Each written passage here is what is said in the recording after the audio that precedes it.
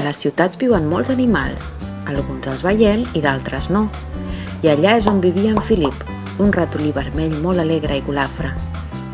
Philip vivia al mercat central de la ciutat, amagat sota la segona botiga de verdures a mà esquerra. Era un lloc privilegiat per tenir la seva casa, just al costat de la parada dels formatges. En Philip sortia sempre a passejar quan els amos de les botigues estaven tancant, perquè era el moment més segur, ja que no hi havia molta gent i hi havia molt menjar pel terra, llest perquè en Philip el gaudís. Abans de sortir de casa, es posava el seu barret verd, mirava a banda i banda i començava la seva ronda diària.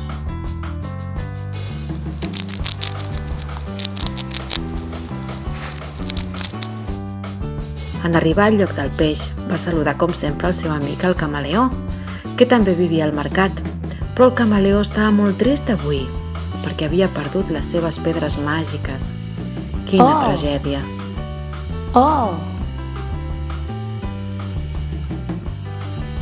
Què faria el camaleó sense les seves pedres?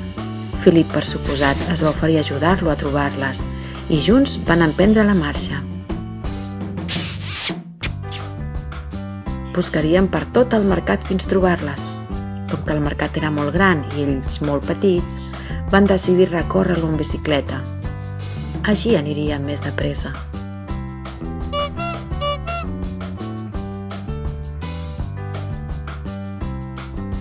Van anar a la botiga de les carns, la dels llegums, la dels fruits secs.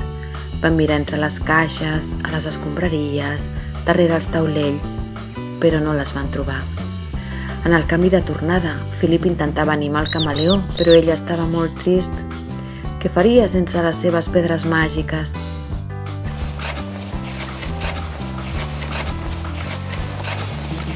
En arribar al lloc del peix, les llagostes ho van veure molt trist i li van preguntar què li passava. Havia perdut les seves pedres màgiques.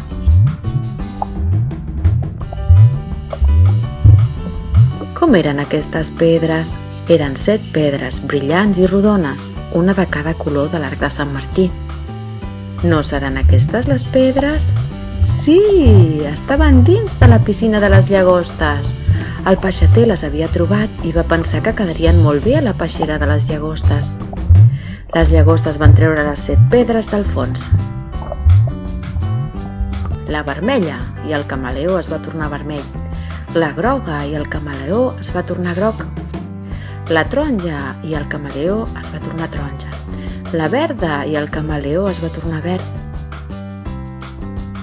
La blava i el camaleó es va tornar blau. La lila i el camaleó es va tornar lila.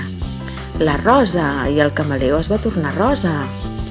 Philip les hi va donar totes al camaleó, que somreia canviant de color sense parar. Philip es va acomiadar alçant el barret verd i rient va seguir el seu camí pel mercat.